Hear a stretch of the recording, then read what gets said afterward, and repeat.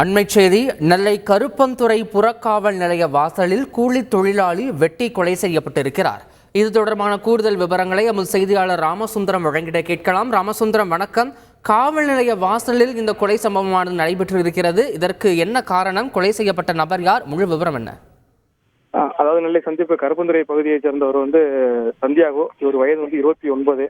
இவர் கட்டிட கூலி தொழிலாளியாக இருந்து வருகிறார். இவர் இன்று கிறிஸ்துமஸ் என்றனால ஊர்ல உள்ள வீட்டுல பண்டிகைகளை கொண்டாடி விட்டு ஓய்வு எடுப்பதற்காக அந்த புறக்காவல் நிலையம் வாசல்ல ஓய்வு எடுப்பதற்காக அந்த முன்னாடி உள்ள திண்டுல படுத்திருந்திருக்கிறார்.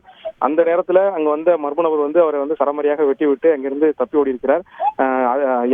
அலறல் சத்தம் கேட்கும் நிலையில அந்த வீட்டுக்கு அருகாமல், இந்த புறக்காவல் நிலையத்துக்கு அருகாமையில் இருந்த நபர்கள் அவர் நின்று பார்த்தபோது குடல் வெளியே சரிந்து சம்பவ இடத்திலேயே அவர் உயிரிழந்திருக்கிறார். தற்போது நெல்லை மாநகர காவல்துறை துணை ஆணையாளர் சரவணகுமார் தலைமையிலான இந்த போலீசார் விசாரணை மேற்கொண்டு வருகிறார்கள். ஏற்கனவே இவரது குடும்பத்திற்கும் முன்விரோதம் இருந்ததுனால அந்த காரணமாக இந்த கொலை சம்பவம் நடந்திருக்கலாமா என்ற கோணத்தில் தற்போது விசாரணையானது நடைபெற்று வருகிறது. தற்போது உடலை எடுக்க விடாமல் நடத்திய உறவினர்கள் போராட்டம் நடத்தினார்கள். இதனைத் தொடர்ந்து போலீசார் பேச்சுவார்த்தை நடத்தி தற்போது உடலை நெல்லை அரசு மருத்துவக் கல்லூரி மருத்துவமனைக்கு கொண்டு சென்றிருக்கிறார்கள். விவரங்களுக்கு நன்றி ராமசுந்தரம்.